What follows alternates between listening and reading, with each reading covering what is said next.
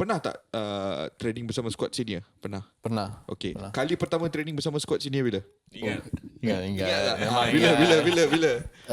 saya rasa 6 bulan lepas lah. Tahun season yang baru habis ni kan. Betul. Like saya ingat first day JDT 2. Wah, so fast. Yeah. Lepas tu kalau you naik dapat training dengan JT1. Sebab first day training different. dengan sebab training dengan JDT 1 training ground Padang Seri Kelam, which is completely different to the usual training ground that you're training. So do you remember the first day yang you sampai kat Padang Seri Kelam nak training bersama JDT 1 ni? What was the Saya bila dia bagi tahu? Siapa yang bagi tahu and when did they tell you okay tomorrow? Assistant coach yang bagi tahu. Dia bagi tahu. Saya ingat jadi tu ada training pagi. Saya balik rumah baru nak tidur sekejap lah, tapi dapat text message dari assistant coach. Report blah blah blah kat PSG tak ingat 6:30. So, wah, first time been dreaming of this, you know, to get the chance. And dapat training, tapi sampai wah, macam you tengok dekat Instagram, incredible. Tengok player macam Bergson, Forestieri, level line level line. Susah nak describe level, tapi saya memang macam not used to it. The ball, you see the ball like this, you cannot see the ball. Ya, sebab dia laju kan. Laju sangat. Berapa lama masa yang diperlukan Fergus untuk akhirnya rasa selesa training dengan pasukan utama? Sebab sekarang kalau sekarang dah mungkin dah boleh rhythm dah sampai lah. Boleh, sebab ada memang beza JDT 2 dengan JDT 1. Tapi JDT 2 dia bagi how to say Stepping stone. Yeah, exactly. Untuk join the first team. That's the goal. Every JDT 2 players to be with the first team. First time you training dengan JDT 1 tu, adakah you satu-satunya pemain jadi JDT 2 yang dipanggil ataupun a few other JDT 2 boys so called as well? Ada beberapa 7 dapat training. So tapi semua dah selesa dapat training atas, macam sudah experience tu. Pernah experience lah. Tapi for you it was the first time. So the same question I asked you pasal JDT 2, I tanya balik kat sini. First time training dengan JDT tu, siapa yang paling stand up? Semua. Semua. Kalau local player, Arif Aiman. Local Arif Aiman, Messi. Saya suka tengok pemain-pemain yang ada dekat posisi saya. So tengok Forestieri, Bergson, Syafiq Ahmad, Azwan Bakri. Level memang tinggi. So saya harap satu hari nanti boleh achieve their level lah macam diorang. Tapi harap Tadi Fergus ada cakap yang perubahan sebagai seorang striker dimulai di JDT. Siapa yang bagi idea tu dekat Fergus? Sebab waktu pergi trial semua trial as a midfielder kan mula-mula. tak. Terus trial striker. Dia tanya saya, mana you nak main? Mana-mana you nak coach? So dia letak dekat atas dan stay sana.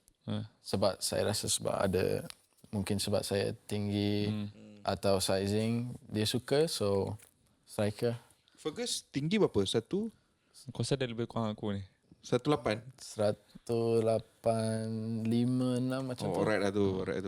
Kalau pakai kasut tinggi sikit lah. Kalau pakai kasut. Kau 1.8. 183. 1.83. Ada tinggi lagi pada aku. Aku paling pendek lah kat sini. Tak apa. Tak apa. Dah redha lah dengan reality tu. So the next question yang nak tanya Fergus, nak explore sikit tentang, sebab I'm very curious. Benda yang aku curious pasal dia ni, dia tak main dalam, contoh dia tak main Piala Belia, Piala Presiden, bukan so dalam he has never conventional. done like a full season before joining JDT. So what was it like that first full season yang dia buat dengan JDT tu, with all the daily training sessions, the diet, the restrictions of the diet, Living as a pro. living as a pro, the travelling, pergi home, away, kadang-kadang naik bus, kadang-kadang naik flight. What was it like that first season to you? Memang susah. Sebab first time duduk seorang, rindu family, rindu Penang, rindu kawan-kawan. Tapi JDT bagi saya rasa selesa dekat training. Kawan-kawan semua feel welcome. On the pitch, off the pitch, Betul. So it was easy as it could possibly be, but it was still hard. Because I still was a young boy, you know. Ya, betul. Tapi sekarang saya sudah rasa tua, 21 tahun ni. Tapi Kalau kau tua, kita orang ni apa. Tapi sekarang waktu yang you pindah tu, you duduk terus seorang ke ataupun ada roommate, housemate ke tak ada? duduk seorang terus. Completely alone. Who was the closest friend you had in the first couple of years? Tak ada seorang macam stand out, tapi semua sebab you masuk JDT macam satu family. Kalau JDT 1, JDT 2, JDT 3, JDT 4 macam satu family. Coaches, players, kitman semua. So any problem you have, you can betul, talk to them. boleh cakap dengan coach, boleh cakap dengan siapa, anyone. It's very comfortable. Makes you feel memang macam satu keluarga JDT. But the boys in the dressing room, of course, make you feel very welcome, and there's some funny characters in the dressing room. That's for sure. Siapa yang paling funny tu? Siapa Paling yang kelakar. paling kelakar siapa? Dekat JDT 2. Aisyah Hadi lah. Mungkin Aisyah Hadi. Aisyah Hadi. Kena panggil ni, kena panggil. Banyak dah dengar Aisyah ni. Aisyah Hadi kalau sekarang dekat JT 1 bagi saya Oscar Aribas. Oscar Aribas. Dia boleh lawak ah? Jokester. Ya, jokester. Weh, aku tak pernah agak tu Oscar Aribas tu Oscar kaki Aribas. crack. We never guess. Memang.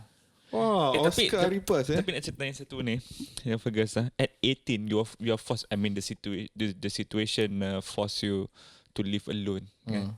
Duduk sendiri. You have to take care of yourself on daily basis, all by yourself. Apa perubahan yang paling besar daripada Fergus sebelum tu kepada Fergus yang sekarang ni dah jadi seseorang dengan pro contract in football? What's the biggest adjustment that you had to make? Masak sendiri. Oh, masak. Masak sendiri. So you have to learn to cook. Betul. Masak sendiri. Because one of the problems that is identical to youngsters Correct. adalah masalah. Tak payah bola sepak lah. Kita pun bila pindah start duduk seorang tu. Dia jadi kacau sikit. Kacau balau Masak sikit. sendiri, ya. Antara problem yang ketara adalah problem tidur. Selalu tidur lambat. Kan? Budak kan. Diet. Kan? Tapi do you have problems with this? No, sebab ada bapa dulu atlet. Okay. Ibu dulu atlet. So you know what to do. ya, betul. Tapi kalau you tak ada bapa sini, tak ada ibu, you boleh choose your own decisions. Tapi saya memang pilih the right choice. The right decisions every time. Masak healthy food, tidur awal, as best as I can, of course. But of course, if you live on your own as a young guy, you're not going to be perfect. Yeah, but Buka PS malam-malam. Kalau dia tidak buka, settle mat. tapi masak sendiri memang susah. Sekarang JDT ada lepas training ada makanan. Oh, dia provide lah serang.